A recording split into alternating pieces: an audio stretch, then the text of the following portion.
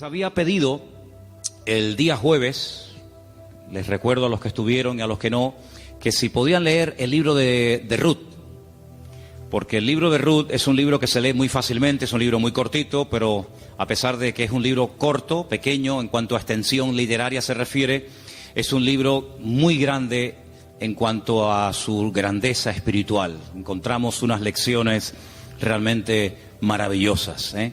Así que en esta tarde vamos a disfrutar de la exposición de la palabra a través del libro de Ruth y vamos a orar en este momentito para pedir la bendición del Señor. Queremos, como siempre, dar la bienvenida a todos, especialmente a los que probablemente esta tarde estén por primera vez. Yo veo caras nuevas en esta tarde, espero que estén a gusto, que estén cómodos y que podamos disfrutar todos de la palabra del Señor en este momento. Padre Celestial, te damos muchas gracias por este tiempo hermoso de alabanza, de adoración que hemos tenido.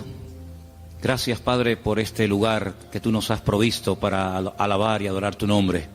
Queremos pedirte en esta tarde que bendigas, Señor, este estudio de tu palabra, que seamos buena tierra donde pueda ser sembrada tu bendita y poderosa palabra.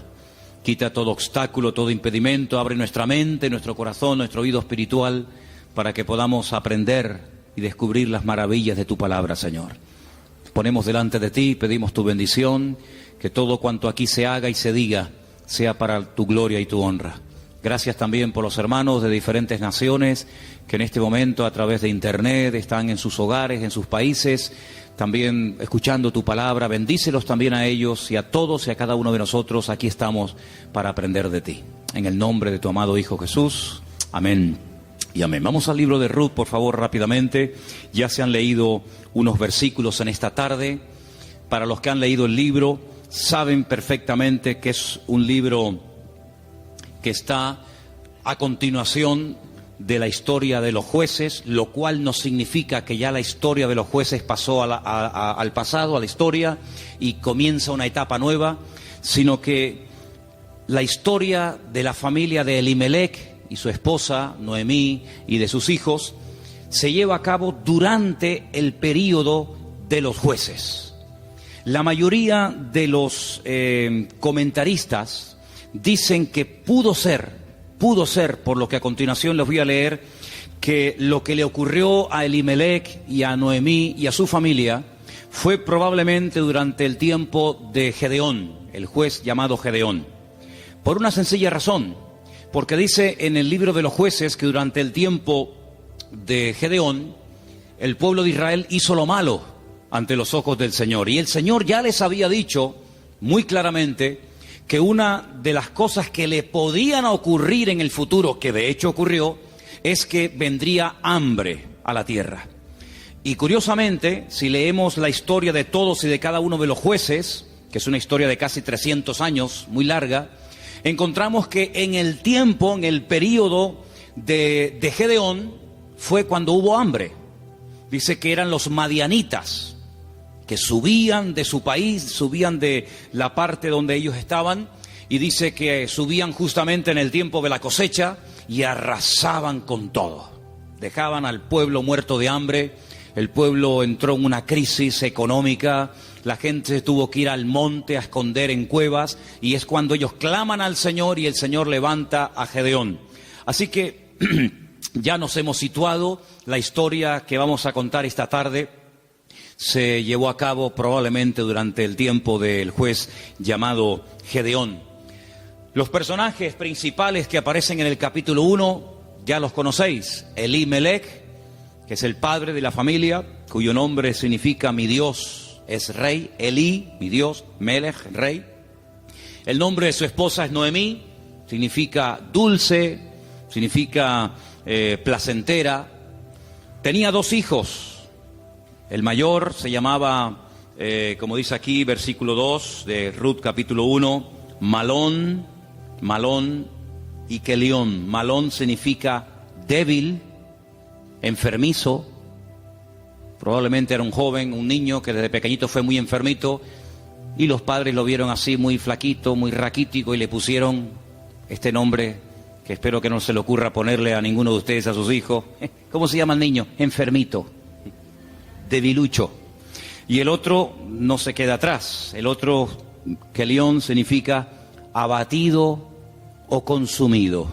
Dicho en términos modernos, el hecho polvo de la familia. ¿Qué familia? Bueno, ellos viven en una pequeña población llamada Bet-Lehem, cuyo nombre significa la casa del pan, en la provincia de Judea, el mismo pueblo donde tiempo más tarde nacería el rey David y donde mucho tiempo después nacería nada más y nada menos que el Mesías, el Señor Jesucristo. Ellos ven que el país está pasando por un momento terrible, diríamos hoy en día de paro, de crisis, de pobreza, de miseria, y deciden irse a vivir al extranjero, concretamente a Moab. ¿Qué país sería hoy en día Moab? Bueno, sería el territorio que ocupa Jordania, ¿vale?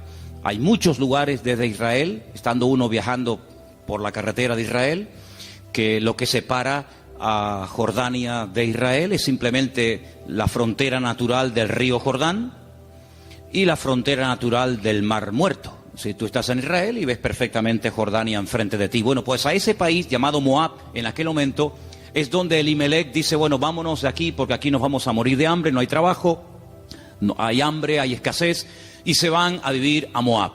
Los moabitas, como ustedes saben, es para situarnos un poquito, los moabitas eran descendientes de una de las hijas de Lot. Ustedes se acuerdan que cuando Sodoma y Gomorra fue destruida, las hijas de Lot pensaban que el único hombre que quedó vivo de toda la tierra era su padre. Y entonces ellas deciden emborrachar a su padre, mantienen relaciones con él, y de esa manera pues la raza humana no se extinguiría. Y entonces una queda embarazada, la mayor, su hijo lo llama Moab, de ahí vienen todos los moabitas, todos los que son hoy en día de Jordania, y también los amonitas, la otra hija. Eran idólatras, el dios principal que se adoraba en Moab era Quemos, una idolatría terrible, y a ese lugar, simplemente porque hay trabajo y simplemente porque hay comida, sin importarle el ambiente espiritual donde va a meter a su familia, allí se va Elimelech, el aventurero, y claro, con el paso del tiempo, lo que pareció o empezó muy bonito, termina en una auténtica tragedia. La Biblia nos enseña que el padre muere, Elimelech muere, no sabemos de qué, Noemí quedó viuda, pero tenía 2 hijos, y los hijos eran los responsables de cuidar de sus padres cuando estos eran mayores o quedaban viudos. Pero con tan mala suerte, dirían algunos, que sus 2 hijos, da a entender el texto que murieron los 2 en el mismo tiempo, el mayor y el menor.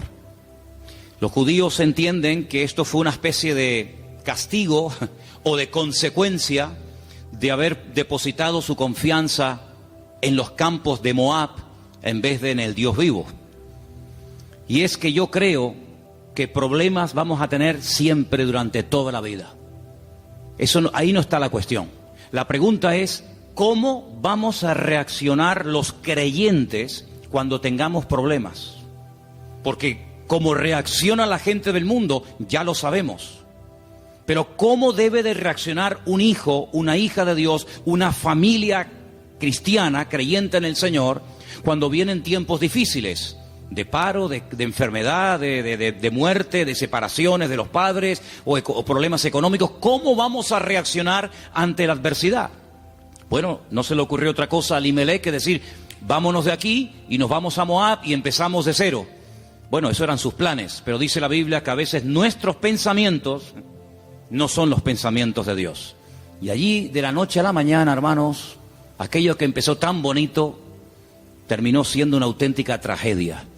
3 viudas: Orfa, la que se casó con uno de los hijos de Elimelech y Noemí; Ruth, la otra que se casó con otro hijo; y también Noemí. 3 mujeres solas ante el peligro. En aquella época no había pagas, ni había ayudas del gobierno ni del Estado para mujeres viudas. Ya el Señor en su palabra, como vamos a ver en esta tarde, había organizado un sistema para ayudar a los más necesitados, a los colectivos más desfavorecidos, como eran las viudas, los huérfanos, también, como no, los extranjeros. Vamos a verlo dentro de un momento. Pero Noemí decide regresar. Ahora, si ustedes han leído detenidamente el libro, se van a dar cuenta que lo más probable es que las propiedades, sobre todo las tierras que eran en su día de Elimelech, él las tuvo que vender o hipotecar para poder marcharse con su familia al extranjero. Eso es algo que ha hecho muchísima gente que han venido de otras naciones. Tal vez en esta tarde hay alguien aquí entre nosotros que dice, pues eso es lo que yo he tenido que hacer. He tenido que hipotecar mi casa o pedir un préstamo a un banco o vender un terreno que yo tenía en Bolivia, en Argentina, en Ecuador, en Brasil o donde fuera para poder venir a España, a Europa y empezar una vida nueva. Evidentemente eso lo tuvieron que hacer ellas, porque después vamos a ver que efectivamente eso fue lo que pasó. Así que ya no tienen propiedades, ya no tiene marido, ya no tiene hijos y ahora no solamente está viuda, sino que ahora ya tiene unos cuantos años encima. Y el presente y el futuro es realmente terrible, terrible. Las dos nueras le dicen, no te preocupes, nosotras vamos a ir contigo, te vamos a apoyar, te vamos a sustentar. Pero hay un momento en el que Noemí se vuelve y les dice las siguientes palabras. Estamos en Ruth capítulo 1. Noemí le dice en el versículo 8 a sus dos nueras, andad, volveos cada uno a la casa de su madre. Que el Señor haga con vosotros misericordia, como la habéis hecho con los muertos, sí, con vuestros maridos y conmigo. Que el Señor os conceda hallar descanso, cada uno en la casa de su marido. Luego las besó y ellas alzaron la voz y lloraron. Realmente la tristeza, el desánimo, la depresión, la angustia, el miedo, se había apoderado de estas tres pobres mujeres. Y ellas le dijeron, versículo 10, ciertamente nosotras, fijaros tan plural, nosotras iremos contigo a tu pueblo. Verso 11, Noemí les respondió y les dijo, volveos, hijas mías, ¿para qué habéis de ir conmigo? ¿Tengo yo más hijos en el vientre que puedan ser vuestros maridos? Volveos, hijas mías, e idos, porque yo ya soy vieja para tener marido. Y aunque dijese, esperanza tengo, y esta noche estuviese con marido, y aún diese a luz hijos, ¿habíais vosotras de esperarlos hasta que fuesen grandes? ¿Habéis de quedaros sin casar por amor a ellos? No, hijas mías, que mayor amargura tengo yo que vosotras, pues la mano del Señor ha salido para mí. Ellas alzaron su voz otra vez, lloraron, y Orfa besó a su suegra, mas Ruth se quedó con ellas. Ay, amigo, ya se produce una ruptura. Ya no son las tres las que están como una piña. Al fin y al cabo las tres tienen un denominador común. Son viudas, tan solas en la vida. Sino que ahora dice la Biblia que una de ellas, Orfa, cuyo nombre significa terca o testaruda, toma una decisión. Y entonces la decisión que toma es volver a la casa de su familia. Noemí le dijo, y aquí tu cuñada se ha vuelto a tu pueblo y a sus dioses, vuélvete tú tras ella. A mí me llama la atención que la Biblia destaca no solamente el hecho de que ella vuelve a su familia, lo cual en cierto sentido es lógico, ¿verdad? Y normal, sino que añade algo que es muy significativo. Dice, ella se ha vuelto a su casa, a la familia de sus padres y a sus dioses. Yo dije al principio en la introducción que en Moab no se adoraba al Dios de Abraham, de Isaac y de Jacob. No era al Dios vivo al que se adoraba. Eran idólatras. Adoraban como Dios principal a Quemos, seguramente a otros más, a Baal, a Astarot y sabe Dios a quién más. Por lo tanto, cuando ella se va a la casa de su familia, vuelve otra vez a practicar y adorar los dioses que probablemente, no tenemos 100% de seguridad para asegurar esto, ella había dejado de adorar durante el tiempo que estuvo casada con uno de los hijos de Noemí. Ella vuelve otra vez atrás y vuelve otra vez, permítame la expresión, es una expresión bíblica, vuelve otra vez al vómito. Y a mí me hace recordar la historia de Orfa. No voy a hablar mucho de ella, pero sí quisiera destacar que, ¿saben a quién me recuerda Orfa? Cuando estaba preparando todo esto para el día de hoy compartir con ustedes, me venía a la cabeza el joven rico. ¿Os acordáis de la historia del joven rico? Un chico aparentemente que quería saber la verdad, que quería crecer, que quería respuestas a sus preguntas y a sus dudas. Y cuando el mismísimo Señor Jesucristo le dice, tú has hecho esto y esto y esto y esto, y está muy bien, pero yo observo, yo noto que a ti te hace falta una cosa en la vida. y te voy a decir qué es lo que a ti te hace falta. Y se lo dice, y dice que se puso muy triste, y dio media vuelta, y se marchó, y ahí acaba la historia del joven rico. A pesar de que el Señor le dijo algo tremendo, ven conmigo, pero él no estuvo dispuesto a pagar el precio. Viendo Noemí que una de sus nueras se ha vuelto atrás a sus dioses, a su antigua vida, le dice a la otra que le queda, a Ruth, versículo 15, he aquí tu cuñada se ha vuelto a su pueblo y a sus dioses, vuelve tú tras ella. Y ahora viene una de las declaraciones más hermosas de toda la Biblia. Versículos que mucha gente sabe de memoria, porque son una declaración muy profunda de lo convencida que estaba, de lo dispuesta que estaba Ruth de no dar marcha atrás. Los leo, versículos 16 y 17. Ruth le dice, no me ruegues que te deje y me aparte de ti, porque a donde quiera que tú fueres, iré yo. Donde quiera que vivieres, viviré. Tu pueblo será mi pueblo, y tu Dios será mi Dios. Donde tú murieres, moriré yo, y allí seré sepultada. Así me haga el Señor y aún me añada, que solo la muerte hará separación entre nosotras dos. ¿Cuántos dicen amén? Y allí se van estas dos mujeres. Claro, lógicamente Noemí es mucho más mayor que Ruth, pero allí emprende una aventura rumbo a lo desconocido. Se va Ruth a un país que no conoce, solamente de oídas, donde las costumbres, la religión, por decirlo de alguna manera, las leyes son completamente diferentes a la cultura, al país en el cual ella ha vivido durante toda su vida. Pero allí se va dispuesta a adorar al Dios de Noemí. Podríamos decir, en términos que nos podamos entender en esta tarde, que Ruth verdaderamente lo que decide es convertirse, no solamente ayudar y no dejar abandonada a su suegra, sino convertirse al Dios de su suegra y lógicamente también de su marido y en su momento de su suegro. Tu pueblo será mi pueblo, tu Dios será mi Dios. El Dios monoteísta, el Dios que no acepta que se adore a otros dioses aparte de Él, sino que, como dice en su palabra, al Señor tu Dios adorarás y a Él solo servirás. ¿Cuántos dicen amén? Allí se va Ruth rumbo a lo desconocido. Y saben, hermanos, hay un capítulo en la Biblia, que es el famoso capítulo de la mujer virtuosa de Proverbios, que si no me equivoco creo que es el capítulo 31, el último capítulo del libro de Proverbios, que se llama La mujer virtuosa, Eshet Hayil.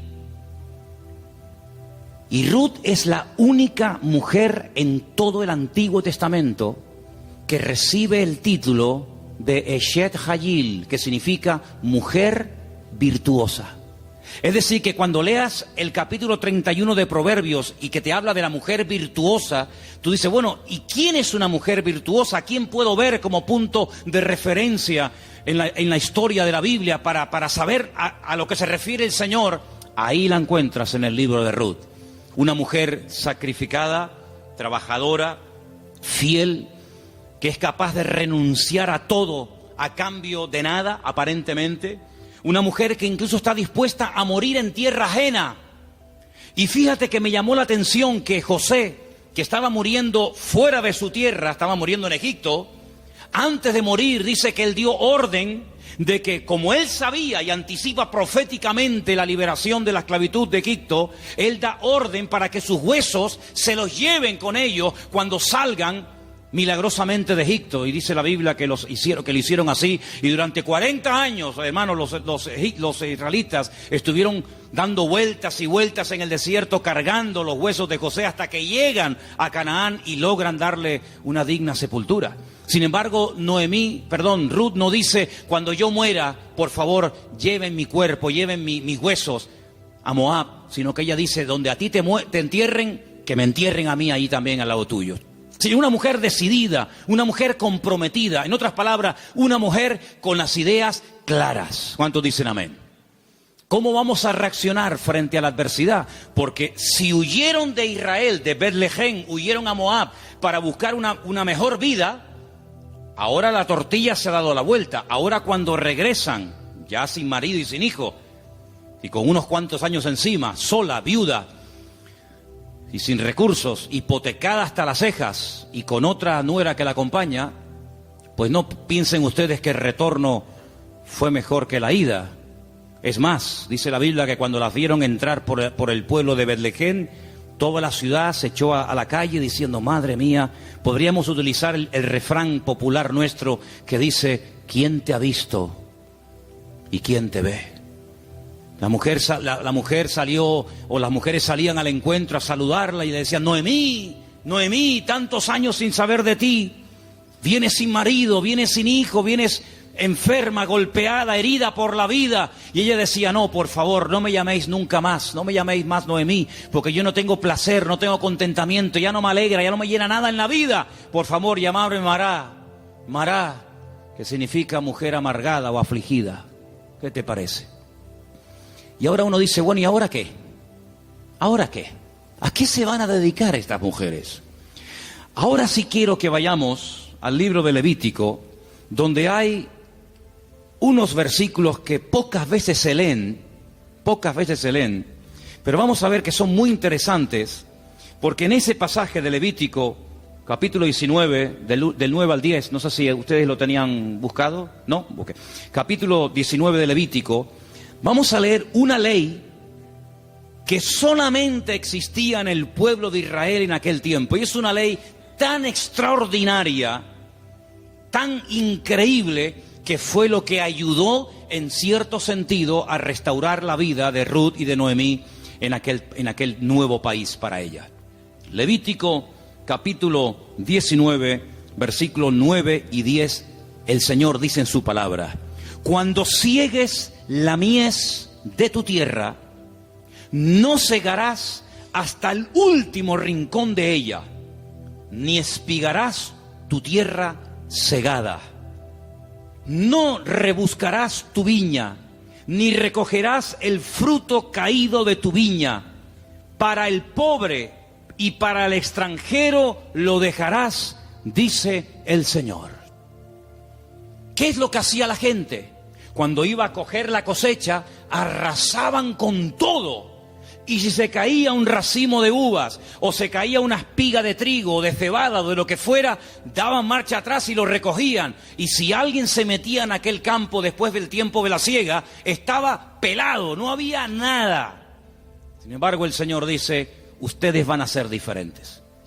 Esto es una ley donde el Señor muestra su amor y su compasión por el pobre, por el huérfano, por la viuda, por el extranjero, por el que no tiene prácticamente ningún recurso para buscarse la vida, como el caso de Ruth y de Noemí. Ustedes cuando vayan a segar, no sean avariciosos, no quieran acapararlo todo. Oye, si se cae una espiga, déjala. Si hay un rinconcito que no quieres, digamos, cosecharlo, meter la hoz, déjalo ahí en un rinconcito, para que cuando ustedes terminen, pues puedan entrar los que no tienen tierra, los que no tienen trabajo, las viudas, los extranjeros, los pobres, los huérfanos, y puedan de alguna manera conseguir algo para llevarse a la boca. Y eso es lo que utiliza Ruth. Como ella sabe, evidentemente por los labios y por la influencia buena de Noemí sobre ella, le dice: vete a espigar, vete hoy a buscar la vida. Noemí, ¿a dónde va a ir la pobre? Si la pobre ya está vieja, está enferma, está cansada, está desanimada, pero allí se va Ruth. Y si ustedes han leído el libro, dice que se va antes de la salida del sol, y cuando llega la noche aún está espigando en el campo. Es increíble. Ella podía haber recogido menos, pero ella está recogiendo para ella y también para su suegra Noemí. Y hay un momento en el que la invitan a comer. El dueño del terreno, un tal Booz, del cual hablaremos ahora, dice ¿esta mujer quién es? Dice: esta es la nuera de Noemí, lleva todo el día trabajando. Dice: denle de beber agua. Y cuando llega la hora del almuerzo, cuando llega la hora de la comida, la Biblia dice que la invitan a comer. Y ella dice que comió hasta saciarse, pero hay un momento en el que le sobra comida, y en vez de tirarla a la basura, como la mayoría de la gente hace cuando le sobra comida, dice que ella la guarda. Y cuando llega a la noche a la casa de Noemí, dice que le enseña un efa. Un efa son 35 kilos. en este caso de cebada, y dice, mira, esto es lo que yo hoy he espigado, después lo he tenido que desgranar para hacer la harina, y no solamente eso, sino que te traigo la comida que me sobró al mediodía, te la traigo para que tú comas. Cuando le pregunta a la suegra, ¿en qué campo tú has estado hoy? ¿Dónde has trabajado? Y le dice, he trabajado en el campo de un tal Booz, y me ha tratado muy bien. Le ha dado orden a sus criados, a los jornaleros, de que no se metan conmigo, de que no se rían de mí, de que me traten bien, de que no me hagan pasar vergüenza. Y le dice Noemí, pues si en ese lugar te ha ido bien, sigue ahí. Eso me llama mucho la atención. Dice, no cambies de campo. Si en un sitio te ha ido bien, ¿para qué ir a otro sitio? Ayer estábamos en el sur y hablando con un señor venezolano que ha montado un negocio, me dijo una frase que yo en mi vida había oído y nos gustó mucho y nos impactó. Y dijo, nunca vuelvas al lugar donde un día fuiste feliz. Porque si vuelves a un lugar hace años donde fuiste feliz, nunca más volverás a experimentar la felicidad que añoras. Oye, me impactó aquello. Y me vino a la cabeza el texto que dice, nunca digas que los tiempos pasados fueron mejor que el tiempo presente. Dice, porque no hablarás con sabiduría. Pero Noemí se da cuenta de que hay un hombre que se llama Booz, y resulta que se da cuenta la viuda Noemí de que ese tal Booz, cuyo nombre significa mi fortaleza, resulta que es Goel. Ahora hablaremos de esta palabra, que es una palabra de vital importancia en la Biblia. Aprendan de esa palabra. Viene del verbo Gaal. El verbo Gaal en hebreo significa libertar. Goel es la palabra que se traduce al castellano por la palabra redentor. Ahora vamos a ver lo importante que era la figura del Goel, porque en cierto sentido vamos a ver que Booz es un tipo de Cristo. Fíjense qué importancia tiene esto. Resulta que había una ley, que vamos a leerla, hemos leído la ley de la siembra, de dejar trozos para los pobres, para las viudas, pero en Deuteronomio capítulo 25 hay una ley muy interesante que yo no sé, si la tuviéramos que poner en práctica nosotros hoy en día, si estaríamos dispuestos a cumplir con esto. Yo no sé, pero es muy interesante, no sé si alguna vez la has escuchado. Dice así, Deuteronomio capítulo 25, del versículo 5 en adelante. Dice así la palabra, escucha. Cuando hermanos, varones, habitaren juntos y muriere uno de ellos, como el caso de Malón y Kelión, que eran hermanos que vivían juntos, si muere uno de ellos y no tuviere hijos, la mujer del muerto no se casará con hombre extraño. Su cuñado se llegará a ella y la tomará por mujer y hará con ella parentesco. Y el primogénito que ella diere a luz sucederá en el nombre de su hermano muerto, para que el nombre de éste no sea borrado de Israel. ¿Entendéis, no? Si el hombre no quisiere tomar a su cuñada, irá entonces su cuñada a la puerta, a los ancianos, y dirá, mi cuñado no quiere suscitar nombre en Israel a su hermano, y no quiere emparentar conmigo. Entonces los ancianos de aquella ciudad lo harán venir, hablarán con él, y si él se levantare y dijere, no quiero tomarla, se acercará entonces su cuñada delante de los ancianos, le quitará el calzado del pie, le escupirá en el rostro y le hablará y le dirá, así será hecho al varón que no quiere edificar casa a su hermano. Y se le dará este nombre en Israel, la casa del descalzado. Qué ley tan extraña, ¿no? Dos hermanos y uno de ellos muere sin haber tenido hijos, y para que no se olvide o para que no se quede su nombre borrado en la historia, el hermano vivo, que es el Goel, el Redentor, tenía que casarse con la viuda, y el primer hijo que naciera de esa relación es como si fuera hijo del hermano difunto, para que de esa manera se perpetuara su nombre y para que de esa manera las herencias y las tierras no se diluyeran en el espacio y en el tiempo. Y esto es lo que le ocurre a Ruth. Ruth resulta que se casó con un judío, con un hombre de Belén de Judea, pero ella no tuvo hijos con él. Su hermano, es decir, su cuñado, también murió. Por lo tanto, no hay posibilidad de redimirla. Pero cuando llegan a Israel, la familia de Elimelech, la familia de su marido, pues siguen viviendo allí.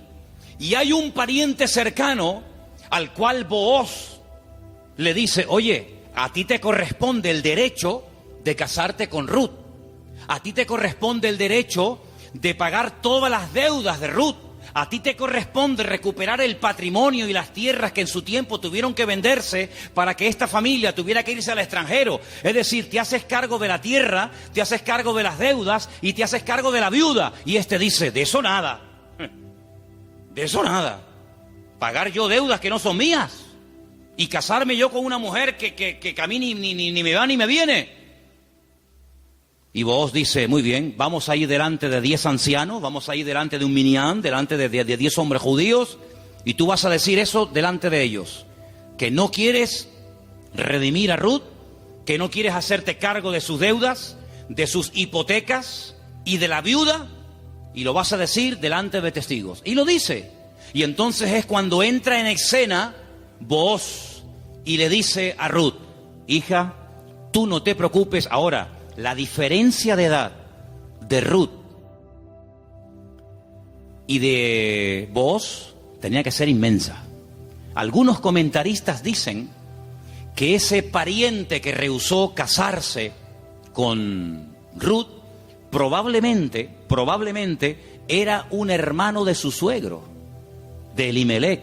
Y algunos comentaristas también he oído que opinan que Booz puede ser que también estuviera emparentado con su suegro, de tal manera que ya era un señor mayor, una persona ya de cierta edad, había una diferencia de edad tremenda. Pero él asume la responsabilidad, no solamente de casarse con la viuda, sino de pagar la hipoteca y las deudas que la familia dejó y que hay que volver a recuperar las tierras. Lógicamente todo eso costaba dinero. Solamente había dos posibilidades de que en Israel una persona que se desprendiera de patrimonio pudiera volver a recuperarlo. Solamente había dos formas. Una, que llegara el año de jubileo. ¿El año de jubileo qué era? Era una celebración, una fiesta que se llevaba a cabo cada 50 años. A los 50 años las deudas quedaban anuladas. De ahí viene una parte del famoso Padre Nuestro. Padre Nuestro, perdona nuestras deudas como nosotros también perdonamos a nuestros deudores. Está inspirado un poco en el año de jubileo. Los que eran esclavos, se les daba la libertad. Si alguno no quisiera, había todo un proceso para poder volver a retenerlo. Y si alguien había tenido que vender por cuestiones económicas, por necesidad, una propiedad, un terreno, cuando llegaba el año de jubileo, repito, cada 50 años, bueno, todo volvía otra vez a sus dueños originales. ¿Para qué esta ley?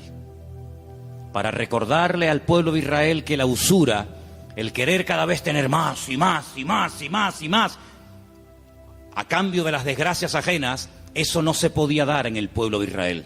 Cada 50 años se empezaba de cero. Nadie le debe nada a nadie. Los ricos no iban a ser cada vez más ricos y los pobres cada vez iban a ser más pobres. De esa manera era una ley justa, una ley donde se le daba oportunidad al que se había endeudado y jamás iba a poder pagar las deudas. Fíjate qué terrible la ley de los desahucios en España.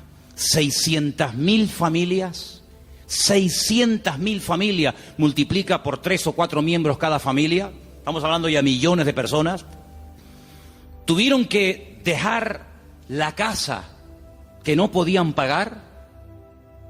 Los padres en algunos trancarle la nómina y un alto porcentaje se lo quitaron. Es decir, un sistema faraónico donde te ofrecían todo los bancos a cambio de nada, y te llamaban y te ofrecían todo llamándote a tu casa, y una vez que te tienen en su territorio, te aprieta el nudo, amigo, y de aquí no sales nunca. El sistema del faraón en los tiempos modernos. En vez de faraón, llámalo como quieras. Sin embargo, Dios en su palabra jamás iba a permitir que su pueblo cada vez fuera de mal en peor, endeudándose de tal manera que al final era imposible hacer frente a semejantes deudas. Y una cosa también muy importante, aunque no es el tema a tratar, entre hermanos no se podían dar préstamos con intereses. Ustedes saben que hay personas que están pagando muchos años y todavía la deuda no se ha pagado. Lo que están pagando es simplemente parte de los intereses, porque son tan elevados que por una regla de 3, cuanto más pagas, más debes. ¿Cómo se come eso, hermano? Así que la única forma de recuperar una tierra que se había vendido era llegar al año de jubileo. Pero ¿quién le aseguraba al que había vendido una propiedad, ponte que tuviera 40 o 50 años, que iba a durar otros 50 años para recuperar la tierra? Era prácticamente imposible, impensable. Pero luego había otra forma. Era otra forma. Pero claro, ahí había que tener mucho amor y mucha compasión. Y era decir, no es mi deuda, entre comillas, no es mi problema, pero yo voy a redimirte, yo voy a ser tu Goel, yo voy a asumir cuánto debes. Pues mira, tuve que vender la casa, tuve que hipotecarla, tuve que vender el terreno, tuve que hipotecar los animales, en algunos casos tuve que vender a mis hijos como esclavos a trabajar a jornal durante un tiempo. Yo me hago cargo de todas tus deudas y encima me caso contigo, levantamos descendencia y empezamos una vida nueva. ¿Cuántos dicen amén? Bueno, hermano, eso fue lo que hizo el Señor Jesucristo por todos y cada uno de nosotros, ¿sí o no? Cuando vinimos al Señor, la inmensa mayoría de los que estamos aquí y muchos de nosotros, ¿cómo vinimos al Señor? ¿En nuestro mejor momento? Yo pienso que la mayoría de los que nos hemos convertido al Señor, cuando vinimos a los pies de Cristo, vinimos en nuestro peor momento. Algunos desanimados, otros enfermos, otros enganchados, otros esclavos de no sé qué, de no sé cuánto. Pero el Señor Jesucristo dijo, a ver, ustedes tienen una deuda tremenda. Y una deuda no con un banco, no con una financiera. Ustedes tienen una deuda conmigo. Y es una deuda que no se puede pagar con trabajo, ni con dinero, ni con lágrimas, ni con sudor. Es una deuda que solamente se puede pagar con sangre. Pero no cualquier sangre, sino con la sangre preciosa de Jesucristo. Y vuestra miseria, vuestra hipoteca, vuestra crisis material y espiritual, yo me hago cargo de ella. Y yo os compro a precio de sangre. Y por eso podemos leer en Primera de Pedro unos versículos tremendos, donde basados en la ley del Goel, el que redimía al que estaba destruido, Pedro dice, tenéis que saber, hermanos queridos, Primera de Pedro 1:18, que habéis sido rescatados. Eso fue lo que hizo Booz por Ruth, rescatarla, redimirla. Vosotros fuisteis rescatados de vuestra vana manera de vivir, la cual recibisteis de vuestros padres, no con cosas corruptibles como oro o con plata, sino con la sangre preciosa de Cristo, como de un cordero sin mancha y sin contaminación, ya destinado desde antes de la fundación del mundo. Cristo, antes de que existiera Adán y Eva, antes de que existiera el jardín del Edén, Él sabía que un día iba a venir a este mundo a morir en la cruz por los pecadores. Desde antes de que el mundo existiera, ya Él sabía que su destino iba a ser ese. Desde antes de la fundación del mundo, pero manifestado en los postreros tiempos por amor de vosotros. Y mediante Él, ¿cuál creéis en Dios? Quien le resucitó de los muertos y le ha dado gloria, para que vuestra fe y esperanza sean en Dios. ¿Cuántos dicen amén? Este Booz es un hombre tremendo. Es un hombre que dice, bueno, yo soy rico, tengo tierras, tengo de todo. ¿Qué necesidad tengo yo de meterme ahora, permítame, en estos líos? Asumir deudas que yo no contraje. Si Elimelech hipotecó sus tierras y tuvo que vender sus casas, ¿a mí qué me importa? Diría alguno. Y si tuvo que irse al extranjero a buscarse la vida, y si allí murió él y sus hijos, y ahora hay una serie de mujeres que están las pobrecitas sin nada en la vida, ¿yo qué tengo que ver con todo esto? Pero Booz no es un hombre frío, insensible. Booz es un hijo de Dios. Y los hijos de Dios tenemos corazón, no solamente cabeza. ¿Cuántos dicen amén? Hay que tener corazón. Hermanos, en las vestiduras del sumo sacerdote, que las tenéis ahí si queréis ver cómo eran. El sumo sacerdote llevaba en su pecho los nombres de la familia de Israel, las tribus de Israel, Judá, Benjamín, Zabulón. Y el sumo sacerdote decía, pero si yo no soy de la tribu de Judá, ¿yo para qué tengo que llevar el nombre de una familia que no es la mía?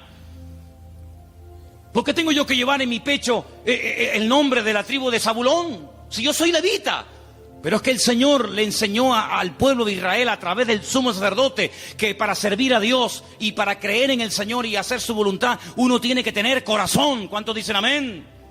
Hay tanta insensibilidad, hermano, incluso en el pueblo de Dios. Sí, dicen que España es un país muy solidario, el país de más donaciones de órganos del mundo. Sí, está muy bonito. Pero hermanos, el mundo no nos tiene que dar ejemplos a nosotros, ni lecciones de solidaridad y de amor, sino que somos nosotros los que deberíamos ser la gente más solidaria y los que más apoyamos al necesitado del mundo, porque para eso el Señor nos ha puesto en esta tierra. Y Booz dijo, no, yo no me voy a limpiar las manos como tú que te has limpiado las manos, porque los que habéis leído el libro, os habéis dado cuenta que cuando al pariente cercano le dicen, oye, que hay unas tierras que son preciosas, están abandonadas, porque Elimelech se tuvo que ir al extranjero, pero son unas tierras hermosas. Este dijo, uy, estas son para mí, porque ahora junto las mías con las de Elimelech, y cuando yo me muera, mis hijos tendrán más herencia. Y tiene unos campos, y tiene unos olivares, y tiene, pero vos le dices, pero espérate un momento.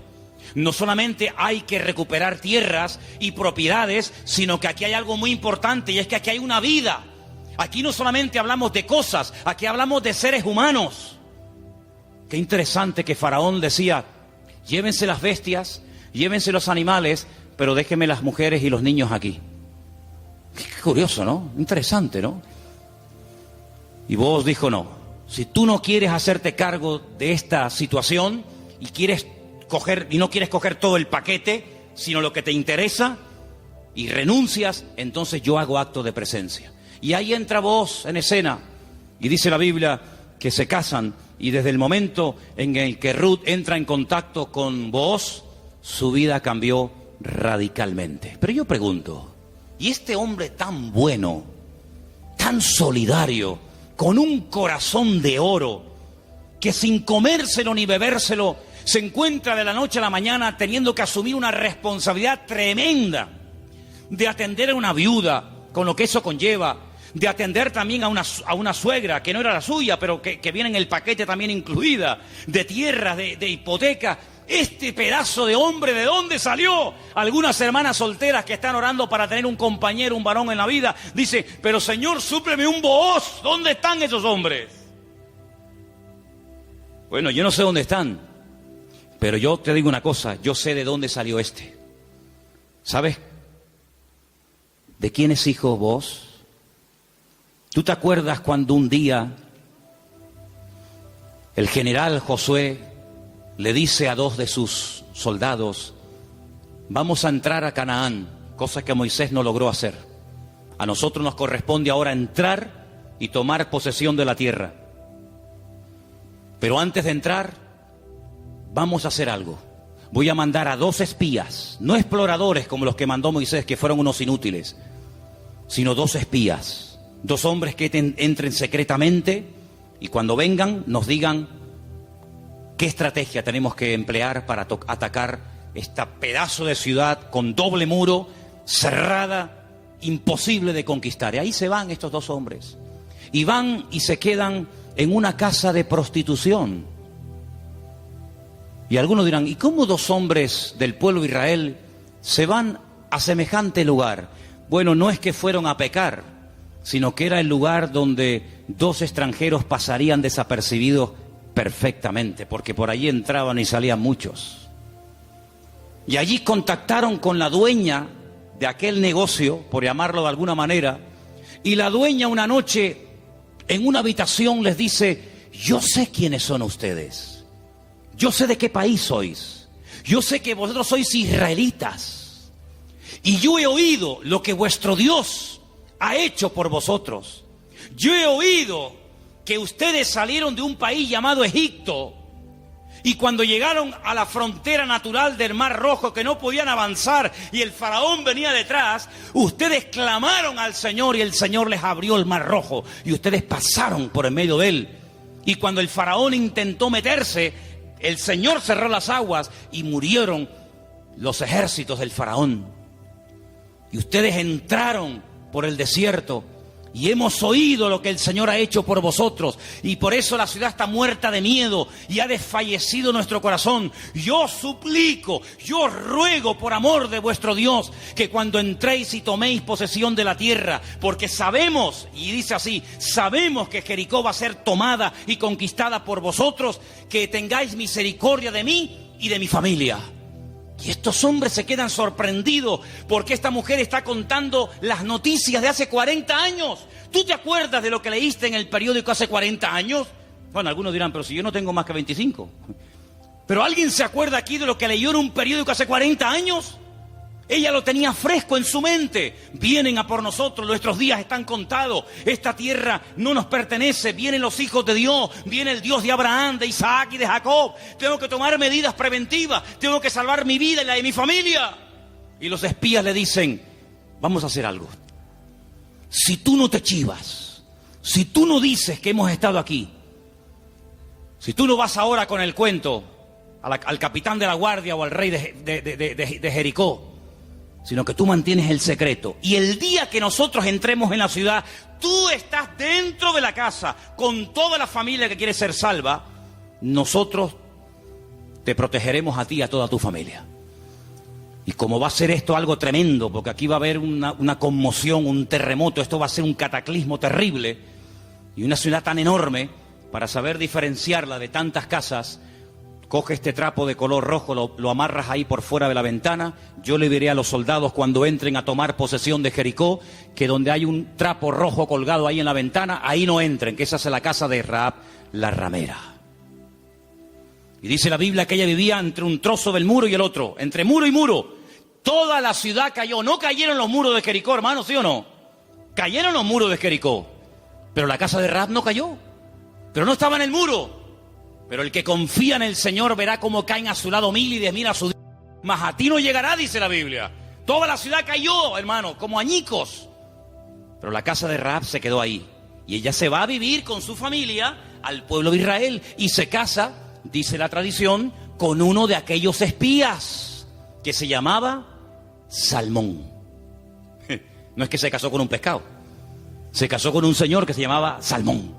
Y queda embarazada. Y cuando da a luz, nace nada más y nada menos que un hijo que le pusieron Booz. Ay, amigo, así que Booz era el hijo de Rahab, la de Jericó. Sí, amigo. ¿Qué te parece? ¿Cómo una persona puede cambiar la vida cuando pone su mirada y su confianza en las manos del Señor? De ser una mujer como era en Jericó, a lo que llegó a ser cuando lees el árbol genealógico, los antepasados de Cristo, en Mateo capítulo 1, te encuentras que en el árbol genealógico de nuestro Señor Jesucristo aparece nada más y nada menos que Rahab, aquella mujer salvada milagrosamente de la destrucción de la ciudad de Jericó. Es que en el libro de Ruth hay algo que predomina, hay un hilo conductor que lo encuentras por todas partes, y es que nuestro Dios es un Dios que es un especialista en restaurar vidas destrozadas. ¿Cuántos dicen amén? No solamente es un Dios que echa fuera demonios y un Señor que levanta al caído, y un Dios que sana a los enfermos y que salva a los pecadores, sino que es un Dios que le encanta restaurar vidas destrozadas, y cuanto más difícil, mejor lo hace. ¿Cuántos dicen amén? Dile al que está a tu lado, nuestro Dios es un Dios que restaura las vidas. ¡Aleluya! Nuestro Dios restaura las vidas. ¡Aleluya! Vos, el Goel, el Redentor, asume sus responsabilidades, sabe que el primer hijo va a ser considerado no como suyo, sino como hijo del difunto, del marido de Ruth, pero no le importa, porque él no se quiere llevar la gloria en ningún momento, sino que él quiere hacer la voluntad del Señor, aunque el precio a pagar sea ese. Y por querer preservar el nombre, la memoria, el recuerdo del primer marido de Ruth, este hombre pasa a la historia por ser un gran hombre de Dios. ¿Te das cuenta? Lo que uno siembra es lo que uno cosecha. ¿Cuántos dicen amén? Ahora, no solamente el Goel, el Redentor, era el responsable de pagar las deudas del difunto y recuperar las tierras y casarse con la viuda, sino que hay un elemento que quiero mencionarlo de pasada, no aparece en el libro de Ruth, pero lo quiero comentar, y es que era el responsable de vengar la sangre, era el vengador de la sangre. Es decir, si por ejemplo al marido de Ruth lo hubieran matado, en vez de morir de una enfermedad, como aparentemente parece que murió, lo hubieran matado, Booz tenía la obligación de vengar la sangre del marido de Ruth. Era el que vengaba la sangre derramada inocentemente por cualquier persona. Pero eso no lo quiero tocar, pero también entra dentro de la responsabilidad del Goel. Ahora, hay 3 versículos que vamos a leer en esta tarde, que son muy bonitos y muy interesantes, y por favor presten atención. Salmo 119, 154. Defiende mi causa y redímeme, vivifícame con tu palabra. Vuélvelo a leer otra vez, por favor. Defiende mi causa y redímeme, vivifícame con tu palabra. La figura del Redentor, la figura del Goel, estaba tan impregnada en la cultura judía, en la cultura bíblica, que los salmistas, los que escriben salmos y otras porciones de la Biblia, conociendo la importancia de este personaje tan trascendental para poder restaurar vidas destruidas, se inspiran en esa figura, y entonces el salmista, que seguramente es el autor del Salmo 119, el rey David, dice: redímeme, sé tú mi Goel. Fíjate qué importante era la figura del Goel en aquellos tiempos. Proverbios 23:11, por favor. Porque el defensor de ellos es el fuerte, el cual juzgará la causa de ellos contra ti. Ahí está, el Señor haciendo las veces del fuerte, del protector, del que cuida, del que redime, del que ayuda a levantar al que ha tropezado y caído. Realmente es algo realmente extraordinario. Y el último texto, Isaías 41:14. No temas, gusano de Jacob, oh vosotros los pocos de Israel, yo soy tu socorro, dice Jehová, el Santo de Israel es tu Redentor. Amén, el Santo de Israel es tu Goel, es tu Redentor. Él es el que se va a encargar. Ahora, hermano, déjeme que les diga algo. El Goel, el Redentor, ¿de qué se hacía cargo? ¿Solamente de la viuda? ¿Solamente de las deudas? Se hacía cargo de todo. El primero renunció porque quería parte de la tierra, pero no quería asumir la responsabilidad de casarse con la viuda. Booz dice: no, todo o nada. Las deudas, las hipotecas, lo que se perdió, y también de la viuda. Y hermanos, el Señor Jesucristo, cuando ha venido a nuestra vida, ¿de qué se ha hecho cargo? ¿De perdonar solamente nuestros pecados? Bueno, gloria a Dios, si solamente hubiera hecho eso el Señor, perdonar nuestros pecados y prometernos la vida eterna, bueno, gloria a Dios. Pero es que hay mucho más que eso. Es que con la salvación, con la conversión, no solamente va incluido el perdón de mis pecados, sino la protección física y espiritual de mi vida. Y Él ha prometido suplir todas mis necesidades. ¿Por qué? Porque es mi Redentor, porque es mi Goel. ¿Quién iba ahora a darle comida y vestido y atender y cuidar y mimar y amar a Ruth?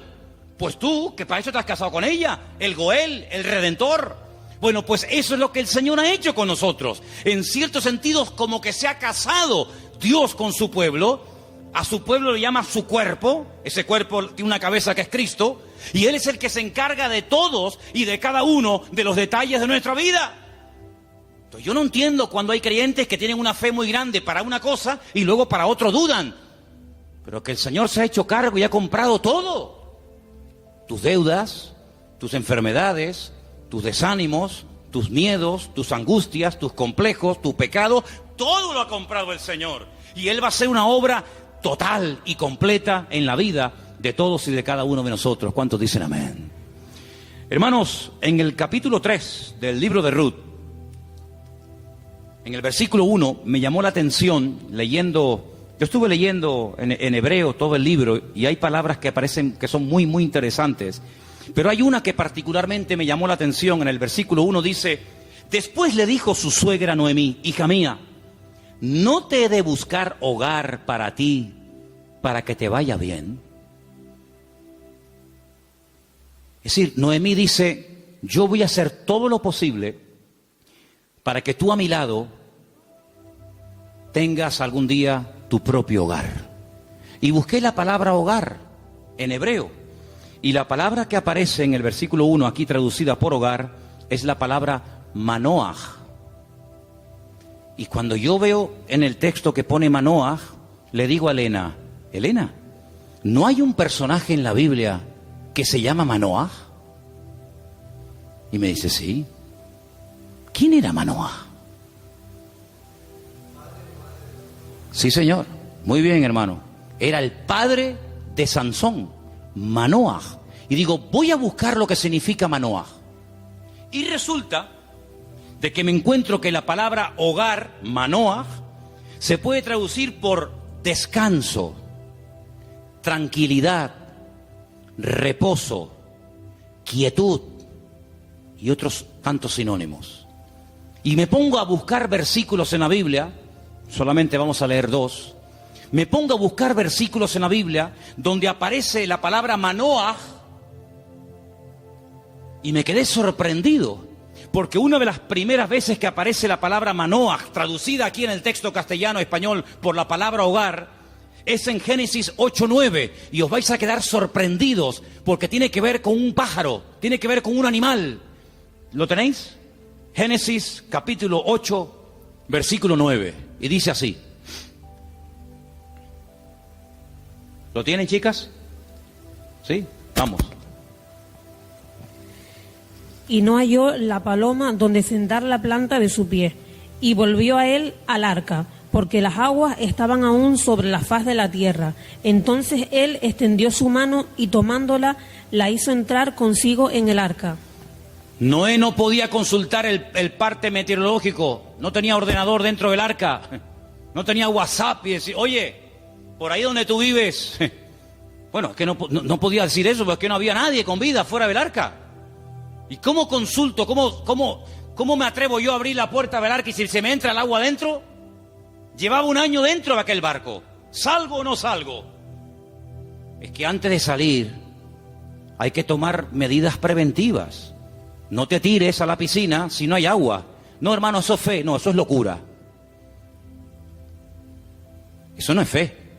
Usted va a la piscina y está vacía. Pero dice: hermano, el justo por la fe vivirá. Y yo le diría: descanse en paz, hermano. ¡Pum! Ahí se quedó el hermano. Uy, le falló la fe. No, le falló la cabeza. Eso no es fe. Eso es un disparate. La fe no es locura. La fe es certeza. Es convicción. No es disparate, ni locura, ni emoción, ni sentimiento. Es seguridad de que lo que voy a hacer, mi Dios me ha dicho que lo haga. Ahora, una cosa es que el Señor me diga: tírate a la piscina, pero no hay agua. Si tú me lo dices, yo me tiro. Pero si tú no me lo dices, yo no me tiro ni loco. ¿Cuántos dicen amén? Muy bien. Noé dice: la única forma de comprobar es mandando una paloma. Y dice que abrió la ventana, la única ventana que había en el arca, suelta la paloma, y dice que la paloma no halló lugar donde reposar. Claro, estaba todo anegado en agua, todavía no había bajado el nivel de las aguas, y ahí aparece la palabra Manoaj. No había reposo, no había un lugar donde poder decir: bueno, aquí me quedo, y aquí crío mis polluelos, y aquí me hago mi palomar, y no sé qué, no sé cuánto. No había. ¿Por qué? Porque las circunstancias todavía no estaban preparadas para salir del arca. Y otro versículo muy conocido, que ustedes se lo saben de memoria, donde aparece la palabra Manoaj, es en el Salmo 23, versículo 2. Veamos si queréis el 1 y el 2. Salmo 23, 1 y 2. Que se lo saben de memoria, ¿sí o no? Que dice... ¿Vamos? Dale. Jehová es mi pastor, nada me faltará. En lugares de delicados pastos me hará descansar. Junto a aguas de reposo me pastoreará. Junto a aguas de reposo. Allí donde hay calma, donde hay quietud, allí me pastoreará el Señor. Una de las características del Señor es que lo que hace el Señor trae al corazón reposo, tranquilidad, paz. ¿Cuántos dicen amén? Donde hay paz, está el Señor. Donde no hay paz, dudo mucho de que el Señor esté. El apóstol Pablo le decía a los corintios: lo que yo les he enseñado es para poner orden en la iglesia, porque esto me lo dijo el Señor que compartiera. Porque en nuestras iglesias lo que caracteriza a nuestras congregaciones es el orden. Pero si alguien quiere ser contencioso, allá él. Por lo tanto, hermanos, lo que Noemí le está diciendo a su nuera, Ruth, es que el anhelo de su corazón es que Ruth logre tener algún día un reposo, que logre tener un sitio de tranquilidad donde sea feliz. Y por eso se traduce por la palabra hogar. Y yo pregunto una cosa: ¿y tu hogar cómo está esta noche? ¿Tu hogar es un lugar de reposo? ¿Tu hogar es un lugar de calma y de quietud y de paz? Porque si no lo es, la culpa no la tiene Pedro Sánchez, que dimitió ayer. ¿O también se la vamos a echar a él? La culpa no es de la izquierda ni de la derecha. Cuando no hay shalom bay, como dicen los judíos, cuando no hay paz en el hogar, ¿quién tiene la culpa? La cabeza. Así que la responsabilidad principal del hombre en el hogar es traer paz al hogar.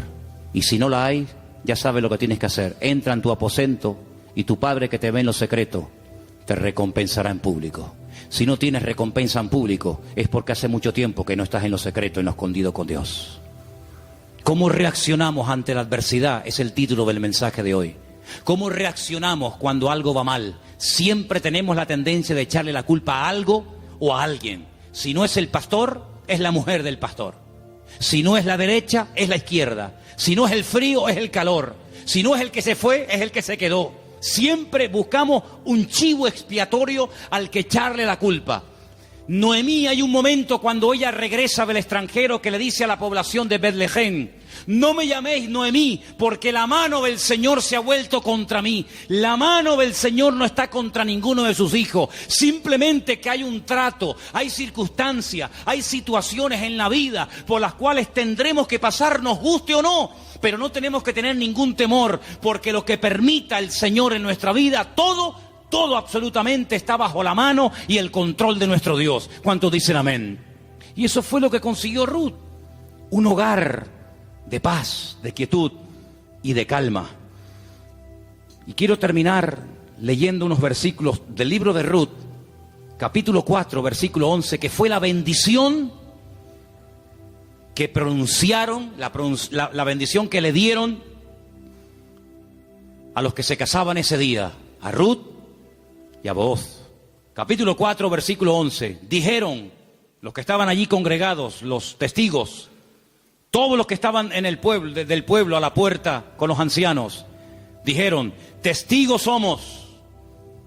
El Señor haga a la mujer que entra en tu casa como a Raquel y como a Lea, las cuales edificaron casa de Israel, y tú seas ilustre en Efrata y seas de renombre en Belén, y sea tu casa como la casa de Fares, el que Tamar dio a luz a Judá, por la descendencia que de esta joven te dé el Señor. Y Booz tomó a Ruth, y ella fue su mujer, y se llegó a ella, y el Señor le dio que concibiese y diese a luz un hijo. Y hermanos, los últimos versículos del libro de Ruth dicen así, el verso 21. Salmón, el papá de Booz, es decir, el suegro de Ruth, engendró a Booz. Booz engendró a Obed, que significa servidor, el que sirve al Señor. Qué bonito, Obed engendró a Isaí, e Isaí engendró a David. Luego, si no me equivoco, Ruth fue bisabuela, ¿sí?, del rey David. ¡Qué cambio, hermanos! ¡Qué cambio! ¿Cómo empieza el libro? Una familia destruida, una familia que no sabe a dónde disparar, que no sabe a dónde irse. Miseria, hambre, he tenido que hipotecar la casa, he tenido que vender los terrenos, sin nada. a la aventura, ¡ala! Nos vamos a Moab. Y sin tener en cuenta que el Señor prohibía categóricamente la unión entre el pueblo de Israel y otras razas, resulta que sus hijos, hombre, claro, ¿con quién se casaron Kelión y Maleón? ¿Con quién se casaron los hijos de Noemí y los hijos de Elimelech? ¿Con quién? Pues con mujeres del país donde fueron a vivir. Sí, ese es el futuro que le vas a dar a tus hijos. Si con la cosa de darle un mejor futuro material, has traído la ruina espiritual a tu casa. Claro, ya sabemos que Dios toma lo destruido, lo roto, lo que no es, para hacer maravillas. Pero ¿para qué te vas tú a Moab? ¿Te vas a meter en la boca del lobo? No, es que ya hay trabajo. ¿Y tus hijos? ¿De quién se van a enamorar? ¿Con quién se van a casar?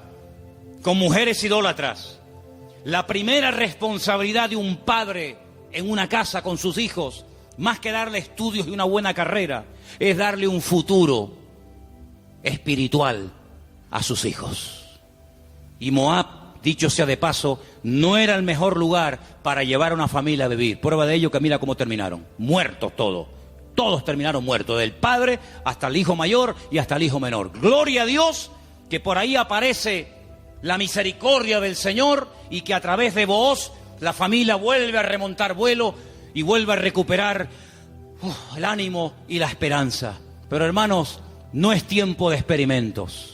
No es tiempo de será por aquí, será por allá, será esto. Vamos a descubrir los principios establecidos por el Señor en su palabra. La vida de un cristiano no es un laboratorio donde hacemos experimentos. Será esta, será aquella, será fulano, será mengano. Vamos a orar seriamente al Señor. Encomienda al Señor tu camino. Confía en Él y Él hará. Aleluya. Y no te impacientes por motivo del que prospera en su camino, porque pronto serán cortados y como la hierba verde se secarán, dice la palabra. En otras palabras, aprendamos a esperar en Dios.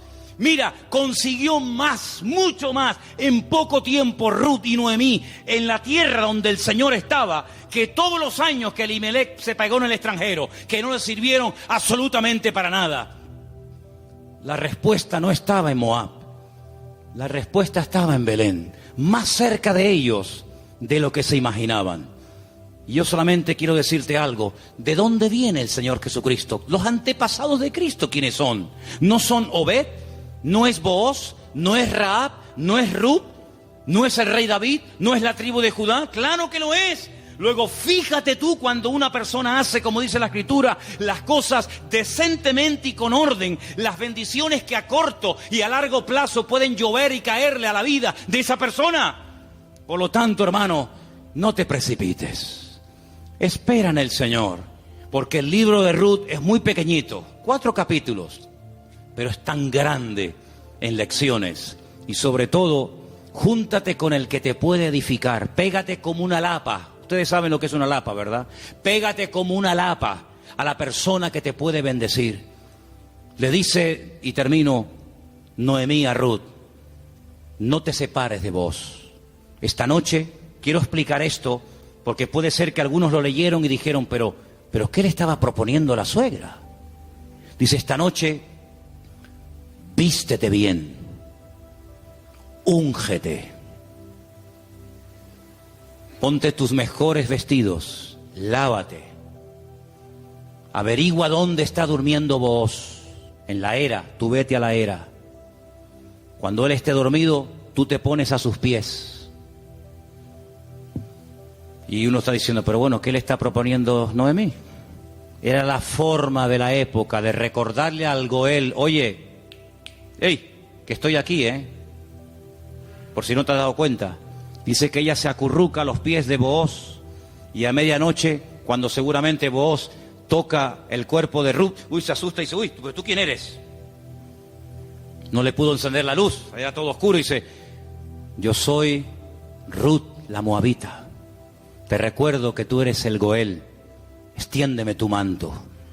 Y entonces ahí es donde él se da cuenta de que en la vida no solamente es tener tierras y criados, sino que hay una responsabilidad muy cerca de ti, la cual tienes que asumir. Y entonces, hermanos, cuando Noemí se entera de todo esto, le dice, tú confía porque este hombre no dejará pasar mucho tiempo hasta que arregle este asunto. ¿No lo habéis leído en el libro esta semana? Tú ahora confía, tú ya has hecho tu parte. Claro, tú no puedes ir sucia a la presencia de Booz. Cuando tú vas a presentarte ante la presencia del Señor, tienes que lavarte. Lo que hacía el sumo sacerdote, lavarse afuera en el lavacro, las manos, los pies, el cuerpo, para luego entrar a la presencia del Señor. Tú haces exactamente lo mismo que hacía el sacerdote, pero tú lávate. ¿Por qué? Porque si tú vas oliendo mal y quieres conquistar y quieres llamar la atención a Booz, sí, se la vas a llamar, pero se la vas a llamar mal. Vas a decir, oye Ruth, ¿no te podrías lavar un poquito, por favor? Vístete bien, arréglate. Haz tu parte y tú tranquila, tú ya has hecho lo tuyo.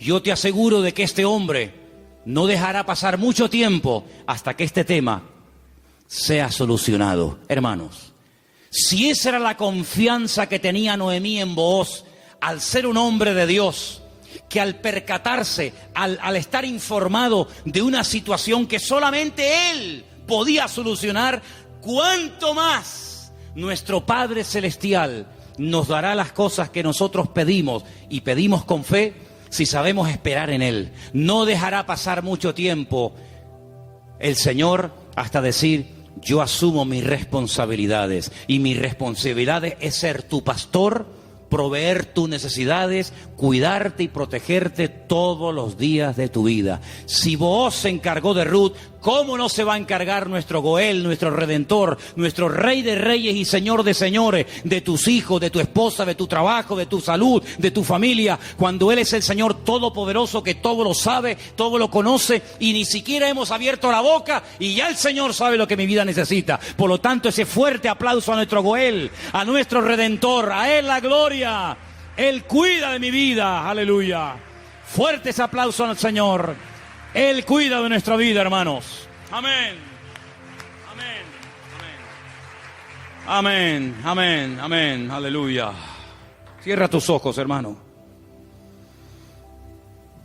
La paloma volvió por la tarde, después de dar vueltas y vueltas y vueltas y no encontrar un lugar donde poder posarse y descansar. Noé entendió que aún no era el tiempo. Pero ¿sabes qué? Ya nosotros no vamos a dar vueltas y vueltas y vueltas buscando, como dijo Pedro, ¿a dónde vamos a ir si solamente tú tienes palabras de vida? Aleluya. La búsqueda ya se detuvo hace tiempo, cuando nos dimos cuenta de que bebiendo de los pozos de esta vida siempre volvíamos otra vez a tener sed, hasta que probamos el agua viva de nuestro Dios. El que bebe de este agua volverá a tener sed, pero el que bebe de mí nunca más volverá a tener sed. Bendito sea tu nombre, Señor. Ahí donde estás, cierra tus ojos, inclina tu rostro, habla con tu Goel, habla con tu Redentor. Dile, Señor, hazte cargo de mi vida, Señor. Hazte cargo de mi casa, de mi familia, de mis hijos.